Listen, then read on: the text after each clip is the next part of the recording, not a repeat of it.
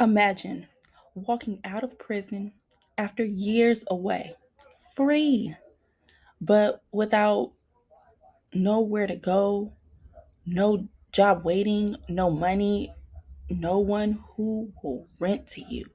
For thousands of women in America, this is not freedom. It's another sentence outside the walls. Every year, more than 600,000 people are, are released from prison in the US, and women are the fastest growing incarcerated population. Yet, federal reentry programs are still designed mostly around men, leaving women, especially mothers, without support they need to rebuild their lives. Now, as for someone who works directly with women in recovery and reentry, I've seen firsthand how lack of housing, employment, and emotional support leads many right back into the system. It's heartbreaking. Now, today, I will show you the problem,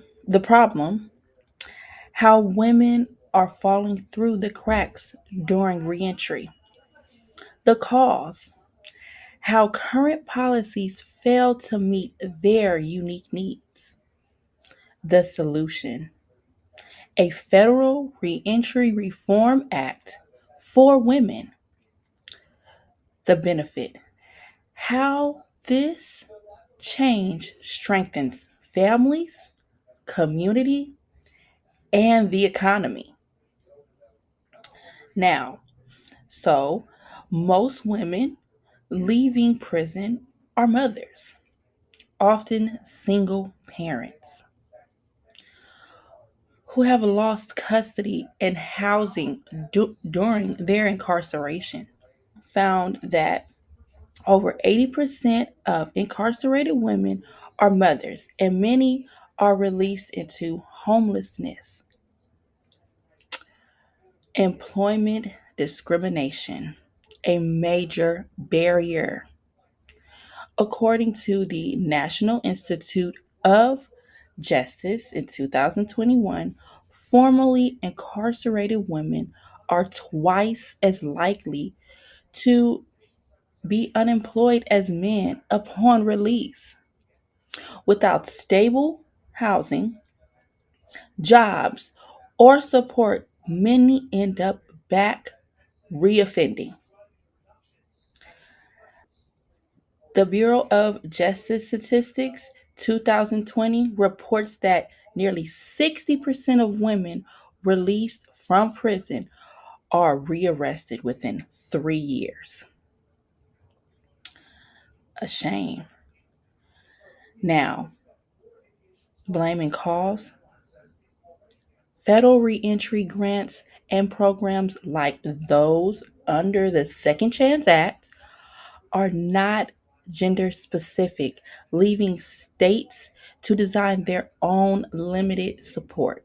Few programs include trauma informed care, despite the fact that over 75% of incarcerated women report histories of abuse or domestic violence. The National Resource Center of Justice involved women in 2022.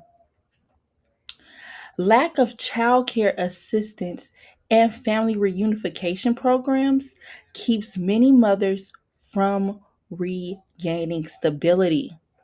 The status quo assumes one size fit all when women's experiences demands specialized, compassionate reentry support. Now, what is the solution?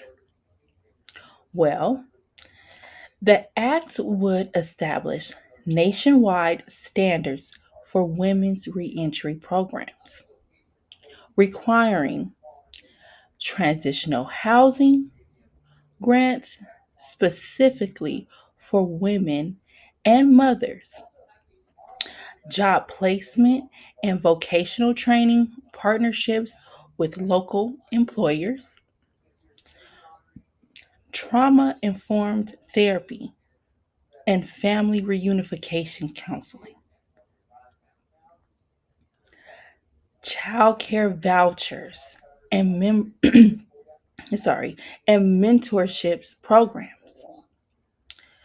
This legislation should direct federal funds to qualified communities based programs because they already have trust and relationships with women re entering the community.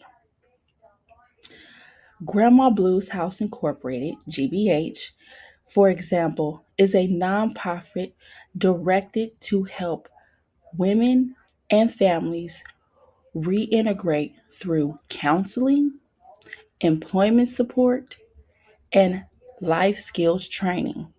With federal funds, GBH would expand transitional housing, offer certified jobs, readiness courses, and provide families reunification services for hundreds of women across the state. A 2023 RAND Corporation study found that participants in comprehensive reentry programs were 43% less likely to return to prison, providing such reform work. Now, the cost and benefit. Every woman who successfully reintegrates services reintegrates saves taxpayers an average of $34,000 per year in incarcerating costs. Urban status stats of 2022. When local organizations like GBH are funded, they can do what federal agencies can't: provide personal, consistent, and cultural awareness that changes lives. Children benefit too, reduces foster care expenses, better school outcomes, and lower risk of generational incarceration. Communities gain strength, stronger families, safer neighborhoods, and more productive workforce. Investing in women reentry isn't charity. It's a smart policy and a moral responsibility. Now, we've seen the problem: women struggling after release. We've seen the cause: policies that ignore them. We've seen the solution: a federal reentry reform act that funds housing, jobs, therapy, and childcare through community partnerships like Grandma Blues House Incorporated. The call of action. It's time to to demand this from our lawmakers. Contact your representatives, support organizations fighting for women's reentry rights. Use your voice for those who feel invisible. When women leave prison, she shouldn't face a closed door.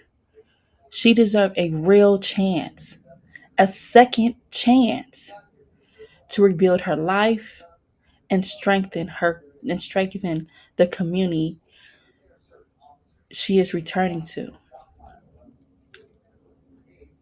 Reform isn't just a policy, it's justice. Thank you.